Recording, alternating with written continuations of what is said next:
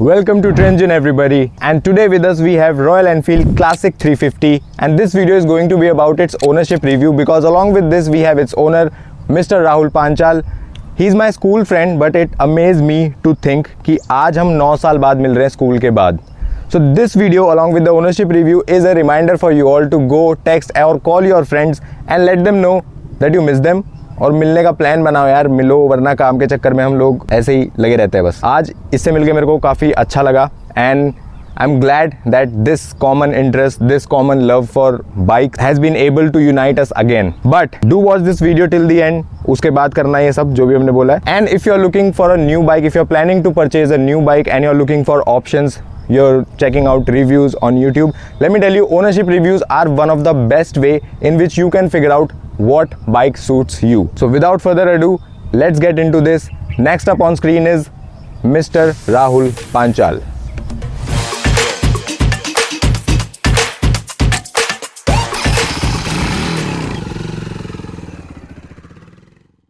So Mr. Rahul Panchal, I am feeling really happy and glad to welcome you on my YouTube channel. So welcome. Thank you. Firstly, and let's get straight into this. My first question to you is why Royal Enfield Classic 350? I mean, royal Enfield में बाकी भी 350cc में काफ़ी सारी bike आती हैं, जैसे कि आपके हंटर है, मीटियोर आती है, बुलेट आती है, तो 350 क्लासिक ही क्यों? सबसे पहले मैंने जब बाइक सर्च करना स्टार्ट किया था तो मैंने पहले हंटर ही देखी थी. फिर जैसे मैं उस पर गया था शोरूम पे तो देखा मैंने हंटर थोड़ी सी स्मॉल लगी इसके कंपैरेटिवली. ये दोनों साइड में खड़ी थी बाइकें. मैंने देखा कि क्लासिक थोड़ी बिगर लुकिंग अपीयरेंस है और उसकी अपीयरेंस काफ़ी मुझे अच्छी लगी, तो मैंने सोचा कि चलो क्लासिक पे मूव करते हैं. और ज़्यादा डिफरेंस भी नहीं था, प्राइस इसका अराउंड 30,000 to 40,000 रुपीज़ का डिफरेंस था, क्योंकि वो पड़ रहा था मुझे उस वक्त 2,08,000 के अप्रॉक्स एंड ये पड़ा था मुझे 2,38,000. तो मैंने डिसाइड किया कि पहले रॉयल एनफील्ड क्लासिक पे ही मूव करते हैं और मेरे घर वालों का भी यही था. As you must be knowing कि अभी हमारे जो ओनरशिप रिव्यू होते हैं उनका मेन जो स्पेशलिटी है वो ये है कि हम बहुत ऊपर से रिव्यू नहीं करते. हम अपने जो भी ऑडियंस है, जो भी व्यूअर्स हैं, उनके लिए पूरा डीप डाइव करते हैं इस व्हीकल में कि हर चीज़ के बारे में हम बात करें. तो starting with the headlamp, with the lighting performance of this bike, जैसे आप काफ़ी टूर भी करते हैं, आप काफ़ी राइड्स करते हैं. बिल्कुल. तो उस हिसाब से मतलब आपने काफ़ी रात में भी राइड करा होगा इस मोटरसाइकिल को, तो इसकी लाइट की परफॉर्मेंस आपको कैसी लगेगी? आपने कुछ अलग से लगवाया है? अभी ये इसमें जो हेलोजन लाइट आती है वही है जो कंपनी फिटेड आती है, हेलोजन बल्ब वही इसमें इंस्टॉल्ड है अभी. लेकिन इसमें जैसे मैंने कवर लगाया इसका, इसके बाद मुझे थोड़ी सी प्रॉब्लम फेस होनी चालू हुई है. बाय द वे, लाइट की परफॉर्मेंस अच्छी है हेलोजन के अकॉर्डिंग. हेलोजन में मुझे नहीं लगता इससे बेस्ट लाइट कोई और प्रोवाइड करवा रहा है. अच्छा. इसके अलावा आप अगर एलईडी में मूव ऑन करते हो तब अलग एक्सपीरियंस रहेगा. मेरे दोस्त के पास FZ थी जो हम बद्रीनाथ ट्रिप पे लेके गए थे, तो उसके में एलईडी लाइट थी और मैंने उसके साथ फेस किया कि उसकी लाइट जब मूव करते तो थोड़ा सा डिफरेंस पड़ रहा था और उसकी भी थ्रो उतना ही आ रहा था जितना मेरी बाइक का आ रहा था. बल्कि विजिबिलिटी हेलोजन बल्ब की ज़्यादा अच्छी थी क्योंकि इसकी येलो लाइट होती है और उसकी वाइट लाइट थी, तो उसमें मुझे थोड़ा सा फ़र्क लगा. तो हेलोजन बल्ब से मुझे कोई भी दिक्कत नहीं हुई है. FZ जैसे आप FZ चलाते हैं उसकी लाइट LED है, फिर भी उसमें जितना विजिबिलिटी है उतना ही विजिबिलिटी ये हेलोजन बल्ब हमें प्रोवाइड करवा रहा है. अच्छा, तो मतलब आउट ऑफ 10 कितना रेट करेंगे आप इसकी लाइट को? Out of 10 8. Talking about the suspension, क्योंकि सस्पेंशन एक बहुत ही इंपॉर्टेंट पार्ट होता है हमारी बाइक का, हमारे कंफर्ट का, और आपने जितनी भी राइड करी है, तो सस्पेंशन आपको कैसा फील हुआ है? सस्पेंशन की परफॉर्मेंस? सस्पेंशन पहले मेरी बाइक जो थी वो स्पोक व्हील्स में थी, तो उस वक्त मुझे सस्पेंशन इसका काफ़ी अच्छा लगा, एकदम बेस्ट था. देखा जाए तो छोटे मोटे पॉट होल्स वगैरह कोई भी बियर कर लेता था, बड़ा भी वो आ जाता था पॉट होल तो आराम से बाइक निकल जाती थी. हल्का फुल्का जर्क लगता था. लेकिन जैसे ही मैंने अभी थोड़ा सा स्विच किया है अलॉय व्हील्स पे, तो थोड़ा बहुत हल्का मुझे फील होता है कि हाँ जर्क वगैरह हल्के से लगते हैं. बाकी ओवरऑल परफॉर्मेंस अच्छी है, छोटे मोटे जर्क अब भी आराम से निकल जाते हैं. ठीक है, तो कितना आप रेट करना चाहेंगे इसका आउट ऑफ 10? सस्पेंशन भी आउट ऑफ 10 इज 8. सही परफॉर्म कर रहा है, ऐसे अंडर परफॉर्म नहीं कर रहा? ओके, अंडर परफॉर्मेंस नहीं है. आफ्टर अलॉय व्हील्स आप कह सकते हो कि हल्का फ़र्क आया है 10% का, तो आप ये लगा लो अलॉय व्हील्स में 7 लगा लीजिए रेटिंग. तो बाकी स्पोक्स व्हील में ज़्यादा बेटर है. Nice point to be noted guys. Now let's talk about the braking performance of this bike. ये इसमें डुअल चैनल ABS है या ये? Sir dual channel ABS. पहले सिंगल चैनल का प्लान था, लेकिन मैंने सोचा कि नहीं, ब्रेकिंग अच्छी चाहिए. रॉयल एनफील्ड में आपको पता ही है पहले ब्रेकिंग ऐसी होती थी कि यहाँ से मारना चालू करते थे 100 मीटर 200 मीटर आगे जाके कम से कम रुकती थी, उससे पहले रुकती ही नहीं थी. स्लो स्पीड पे भी। लेकिन फिर मैंने देखा डुअल चैनल ABS, और जब मैंने इसको राइड किया तो मुझे लगा ही नहीं कि रॉयल एनफील्ड की बाइक में ब्रेकिंग लग रही है, क्योंकि इससे पहले हमारे पास रॉयल एनफील्ड की इलेक्ट्रा भी है मेरे बड़े भाई के पास, तो वो वैसे राइड करता हूँ तो उस पर 80 की स्पीड पे मुझे फियर होता है ब्रेकिंग का, लेकिन इसमें 100 तक की स्पीड पे मुझे फियर नहीं होता बाइक की ब्रेकिंग का। इसमें कितनी भी स्पीड में हो, फ्रंट ब्रेक मारने में भी कोई प्रॉब्लम नहीं है। मोस्टली मैं बोथ ब्रेक्स यूज़ करता हूँ एक साथ, जैसे हाई स्पीड पे होता हूँ 80, 100, 110, तो मैं दोनों ब्रेक एक साथ अप्लाई करता हूँ। और फ्रंट ब्रेक बहुत अच्छी है, इसका ABS अच्छे से काम करता है। तो आउट ऑफ 10 कितना रेट करेंगे आप? आउट ऑफ 10 इसकी ब्रेकिंग अगर अदर बाइक से कंपेयर करें तो कम होती है, लेकिन अगर रॉयल एनफील्ड की पुराने वर्जन से अगर कंपेयर करें तो 10 आउट ऑफ 10 है। ठीक है, पुराने मतलब इम्प्रूवमेंट है काफ़ी, पुराने से काफ़ी ज़्यादा इम्प्रूवमेंट, बहुत ज़्यादा है। ठीक है, अगर आप कंपेयर ना करें, अगर आप वैसे ही अपनी परफॉर्मेंस के हिसाब से, मतलब आपने जो एक्सपीरियंस किया है अभी तक, उस हिसाब से आप इसको आउट ऑफ 10 कितना रेट करेंगे? ब्रेकिंग परफॉर्मेंस भी इसकी अच्छी है, तो आउट ऑफ 10 7 में रेट करूँगा। Now let's talk about the fuel tank. इसमें अपने को मिलता है 13 लीटर्स का, राइट? और इसकी माइलेज कितनी मिल रही है आपको? इसकी माइलेज अभी मैंने कैलकुलेट नहीं किया अलॉय व्हील्स पर, लेकिन अलॉय व्हील पे मेरा अंदाज़ा है कि 32 के अप्रॉक्स मुझे 32, 33 इतना मुझे माइलेज मिल रहा है, लेकिन पहले मुझे 34 की माइलेज मिल रही थी इससे पहले।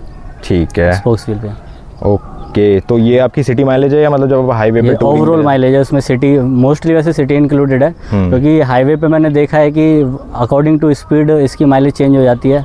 मैं एक ट्रिप पे गया था अभी ये मसूरी की साइड, तो जाते वक्त इसने मुझे माइलेज दी थी 32 की, और आते वक्त इसने माइलेज दी थी 38 की।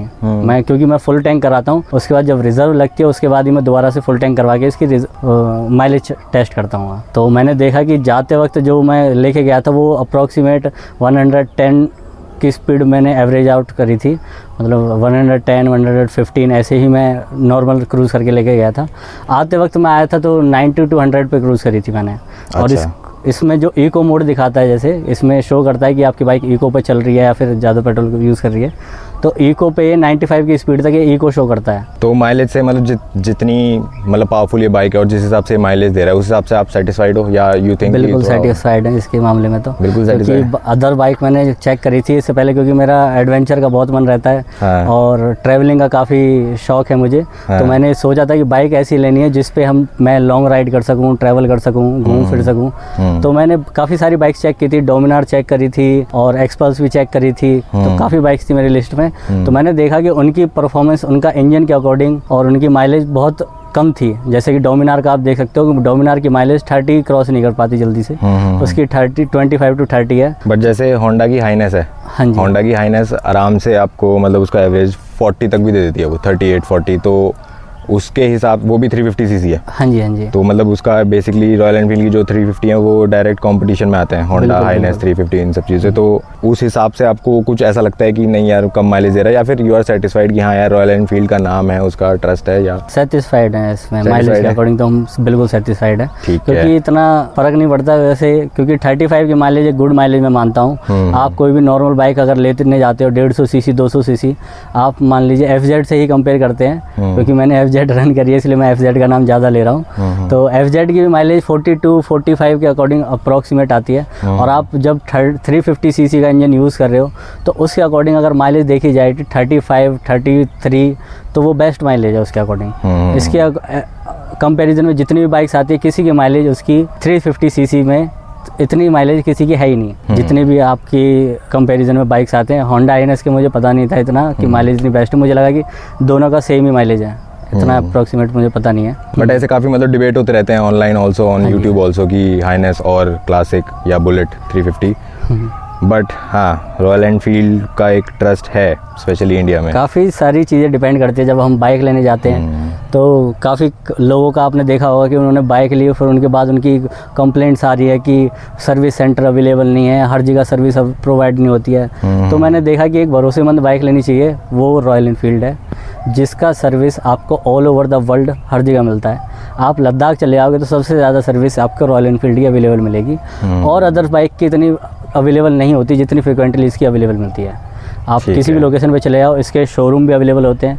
इसके और भी मैंने काफ़ी चीज़ें नोटिस करी है, पार्ट्स वगैरह वो भी इसके चीप होते हैं, ज़्यादा महंगे नहीं आते जैसे आप स्पोर्ट्स बाइक से कंपेयर करोगे। एक मेरे दोस्त पे बाइक है जिक्सर, मेरे ऑफिस फ्रेंड ही है, तो उसकी जिक्सर का पार्ट जो उसके ब्रेक पैड आते हैं वो काफ़ी एक्सपेंसिव आते हैं, जिसके उसके अगले फ्रंट ब्रेक पैड्स आते हैं उससे हाफ प्राइस में इसके दोनों ब्रेक पैड्स आ जाते हैं। दूसरा, उसको पूरे फरीदाबाद रीजन में एक ही सर्विस सेंटर अवेलेबल है उसके पास।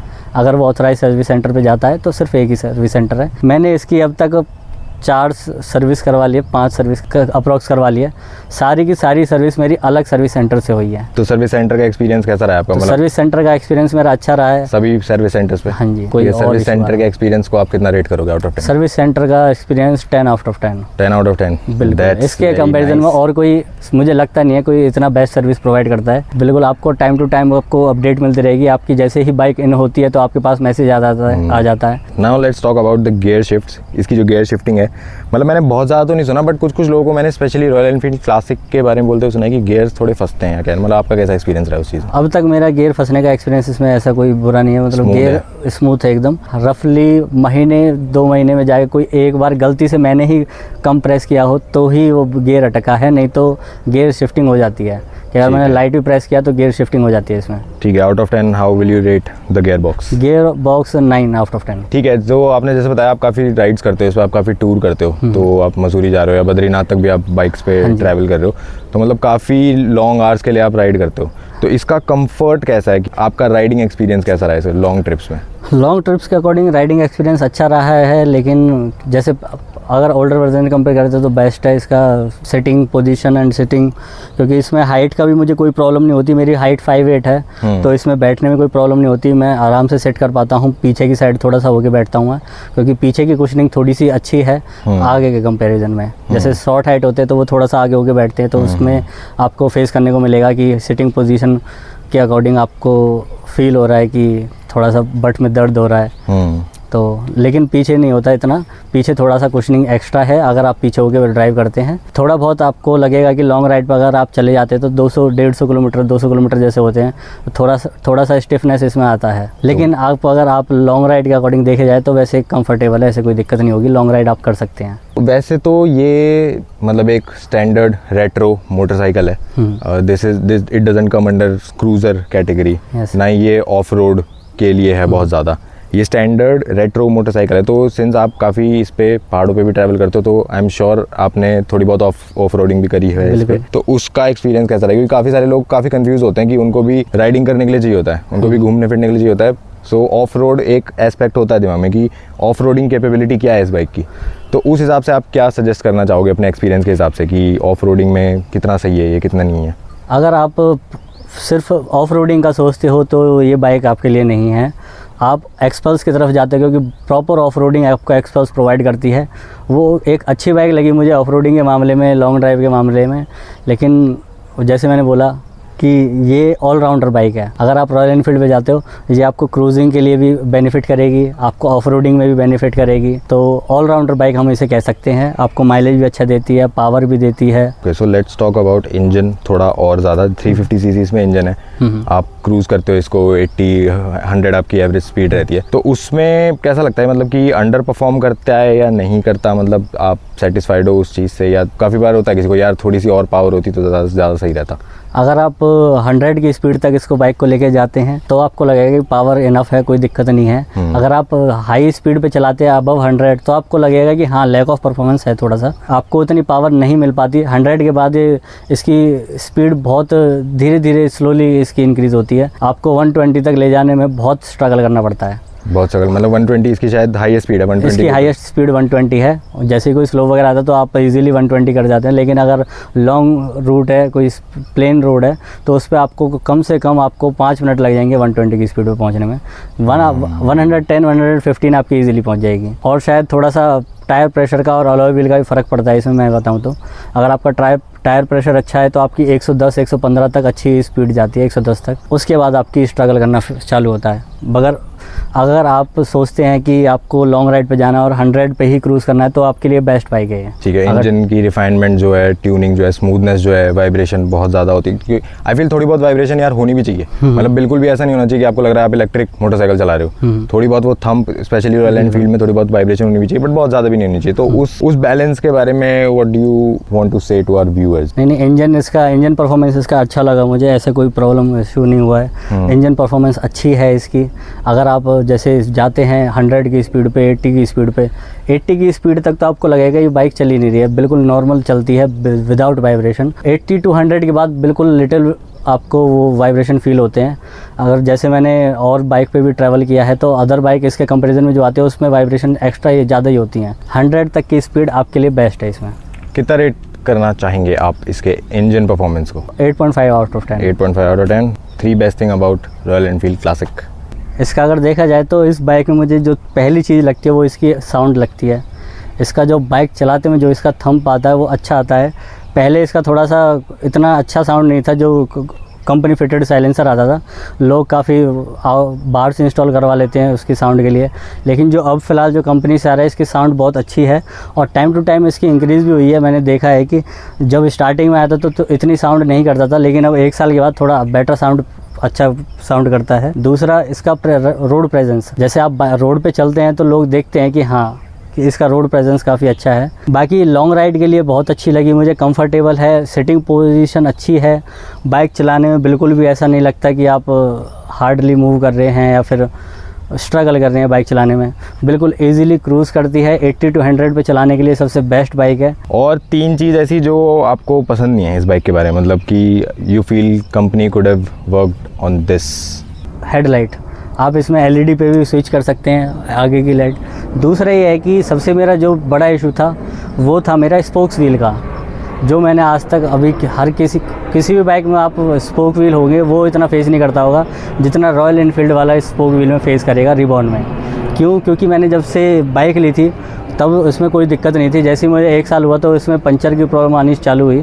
तो पंचर के टाइम पे क्या होता था, जैसे पंचर हुआ तो बाइक किसी भी मैं पंचर वाले पे जाता था तो उस पर वो मना कर देता था पंचर लगाने के लिए। वो ये कहता था कि इसका टायर निकालना पड़ता है और वो हमसे निकलेगा नहीं, वो आप किसी और पंचर वाले पे जाओ। तो नॉर्मल पंचर वाला इसको पंचर लगा नहीं सकता। एक नई टेक्नोलॉजी भी आ रही है जो कि आपको हिमालयन में देखने को मिलेगी, जिसमें आपके स्पोक व्हील ट्यूबलेस होंगे। तो ट्यूबलेस स्पोक व्हील भी अभी आने वाले हैं, तो उसमें ट्यूबलेस टायर इंस्टॉल्ड होंगे। तो वो अभी सबसे पहले जहाँ तक है हिमालयन में आएगा रॉयल एनफील्ड की तरफ से। मैं चाहता हूँ कि वो क्लासिक में भी प्रोवाइड करें रॉयल एनफील्ड वाले, ताकि हम भी आगे चल के एसेसरीज़ में लगवा सकें। तो वो सबसे बेस्ट ऑप्शन रहता है। तीसरा आपका इसमें जो प्रॉब्लम फेस होती है वो ग्राउंड क्लियरेंस की। इसमें थोड़ा सा ग्राउंड क्लियरेंस मुझे लगता है कि सम गार्ड लगाने के बाद थोड़ा सा कम है, ग्राउंड क्लियरेंस थोड़ा सा और बेटर होना चाहिए था। तो किन लोगों को आप रिकमेंड करोगे रॉयल एनफील्ड क्लासिक 350? जिनको भी एक अच्छी बाइक चाहिए, स्टाइलिश बाइक चाहिए, दमदार बाइक चाहिए, जिसको लॉन्ग राइड भी करनी है, ऑफ रोड भी करनी है, जिसको कंप्लीट पैकेज चाहिए, वो रॉयल एनफील्ड पे जा सकते हैं।